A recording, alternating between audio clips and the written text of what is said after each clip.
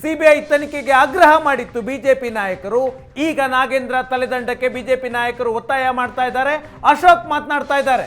ಸಿದ್ದರಾಮಯ್ಯನವರ ಜೋಬಿಗೆ ಹೋಗಿದೆ ಅನ್ನೋದು ದುರಾದೃಷ್ಟಕರ. ಇಂಥ ಒಂದು ನೀಚ ಸರ್ಕಾರ ಕರ್ನಾಟಕದ ಇತಿಹಾಸದಲ್ಲಿ ಬಂದಿಲ್ಲ. SC ಹಣನೂ ನುಂಗ್ತಾರೆ, ST ಹಣನೂ ನುಂಗ್ತಾರೆ ಅಂತ ಹೇಳಿದ್ರೆ ಅದು ಚುನಾವಣೆಗೋಸ್ಕರ. ನುಂಗ್ತಾರೆ ಅಂತ ಹೇಳಿದ್ರೆ ಇಂಥ ಭ್ರಷ್ಟ ಸರ್ಕಾರ ಕರ್ನಾಟಕದ ಪಾಲಿಗೆ ಸತ್ತೋಗಿದೆ ಅಂತ ಅನಿಸ್ತದೆ.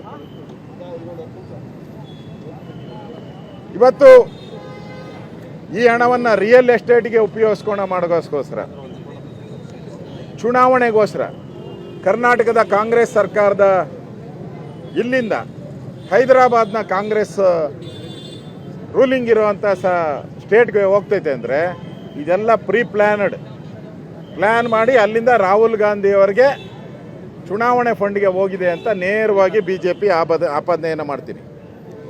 ಈ ಹಗರಣ ಸಿದ್ದರಾಮಯ್ಯನವರ ಮೂಗಿನ ಅಡಿಯಲ್ಲೇ ನಡೆದಿದೆ. ಇದು ಸಿದ್ದರಾಮಯ್ಯನವರು ಫೈನಾನ್ಸ್ ಮಿನಿಸ್ಟ್ರು. ಅವ್ರು ಹೇಳ್ತಾರೆ, ನಾನು 14 ಬಾರಿ ನಾನು ಫೈನಾನ್ಸ್ ಮಿನಿಸ್ಟರ್, 14 ಬಾರಿ ಬಡ್ಜೆಟನ್ನು ಮಂಡಿಸಿದ್ದೀನಿ ನಾನು.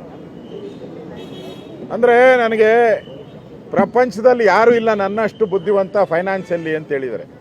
ಅಪ್ಪ ಸಿದ್ದರಾಮಯ್ಯನವರೇ, ಇಂಥ ಬುದ್ಧಿವಂತನ ನಿನ್ನ ಮೂಗಡಿಯಲ್ಲೇ ಇಷ್ಟೊಂದು 187 ಕೋಟಿ ನಿನ್ನ ಅನುಮತಿ ಇಲ್ದಿರ ಹೆಂಗೋಯ್ತು? ನಿನ್ನ ಮೂಗಿನಡಿಯಲ್ಲೇ ಇಷ್ಟೆಲ್ಲ ಅವ್ಯವಹಾರ ಆದರೂ ನೀವು ಫೈನಾನ್ಸ್ ಮಿನಿಸ್ಟರ್ ಆಗೋಕ್ಕೆ ಲಾಯಕ್ಕ ಅಲ್ಲ ಅನ್ನೋದನ್ನ ನೀವು ಯೋಚನೆ ಮಾಡಬೇಕು. ಈ ಸ್ಕ್ಯಾಂಡಲ್ಲು ನಾಗೇಂದ್ರನ್ ಸ್ಕ್ಯಾಂಡಲ್ ಅಲ್ಲ. ಅವನು 20% ಕಮಿಷನ್ 20% ತಗೊಂಡಿದ್ದಾನೆ ಅಷ್ಟೇ. ಇನ್ನು 80% ಮುಖ್ಯಮಂತ್ರಿಗೆ ಹೋಗಿದೆ. ಅವನ ಶೇರ್ ಅಷ್ಟೇ.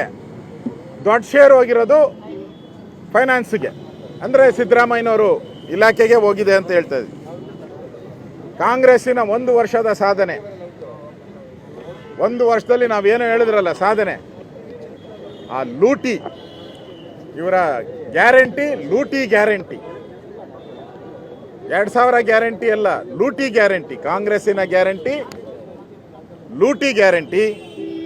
ದೇಶನೇ ಮೆಚ್ಚಬೇಕಾದಂಥ ಸಿದ್ದರಾಮಯ್ಯನವರ ಲೂಟಿ ಗ್ಯಾರಂಟಿ. ಅಷ್ಟು ಲೂಟಿಯನ್ನು ಇವತ್ತು ಮಾಡಿದ್ದಾರೆ.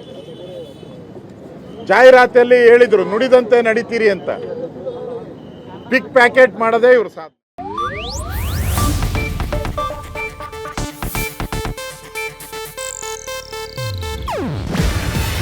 ಇದು ಏಷ್ಯಾನೆಟ್ ನ್ಯೂಸ್ ನೆಟ್ವರ್ಕ್ ಪ್ರಸ್ತುತಿ.